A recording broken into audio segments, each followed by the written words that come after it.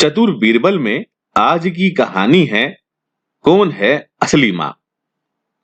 एक बार बादशाह अकबर के दरबार में बहुत ही अजीब मुकदमा आया, जिसने सभी को सोचने पर मजबूर कर दिया।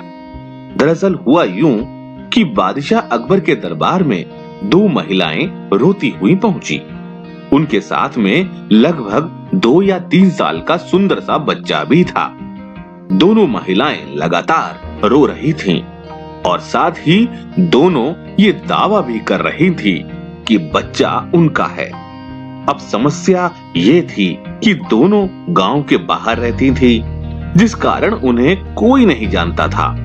इसलिए यह बताना मुश्किल था कि उस नन्हे से बच्चे की असली माँ कौन है। अब अकबर के सामने मुसीबत आ गई कि न्याय कैसे करें और बच्चा किसको दें। इस बारे में उन्होंने एक एक करके सभी दरबारियों की राय ली, लेकिन कोई भी इस गुत्थी को नहीं सुलझा सका। और तभी बीरबल दरबार में पहुंच गए। बीरबल को देखकर बादशाह अकबर की आंखों में मानो चमक आ गई हो। बीरबल के आते ही अकबर ने इस समस्या के बारे में उन्हें बताया। अकबर ने बीरबल से कहा कि अब तुम ही इस समस्या का समाधान करो। बीरबल कुछ सोचते रहे और फिर जल्लाद को बुलाने के लिए कहा। जल्लाद के आते ही बीरबल ने बच्चे को एक जगह बैठा दिया और कहा, एक काम करते हैं, इस बच्चे के 2 टुकड़े कर देते हैं। एक एक टुकड़ा दोनों माओं को दे देंगे। अगर इन दोनों महिलाओं में से किसी एक को यह बात मंजूर नहीं है तो जल्लाद उस महिला के 2 टुकड़े कर देगा। यह बात सुनते ही उनमें से एक महिला बच्चे के टुकड़े करने की बात मान गई और बोली कि उसे आदेश मंजूर है, वह बच्चे के टुकड़े को लेकर चली जाएगी।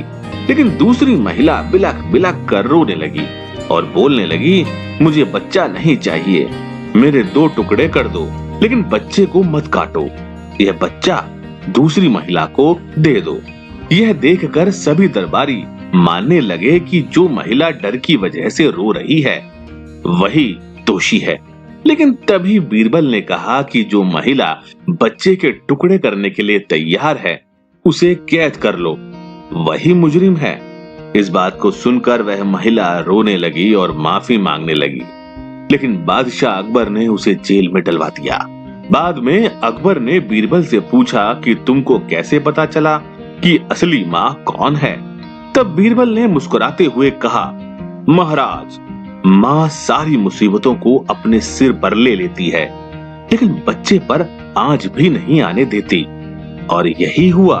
इससे पता चल गया कि असली माँ वह है जो खुद के टुकड़े करवाने के लिए तैयार है, लेकिन बच्चे के नहीं।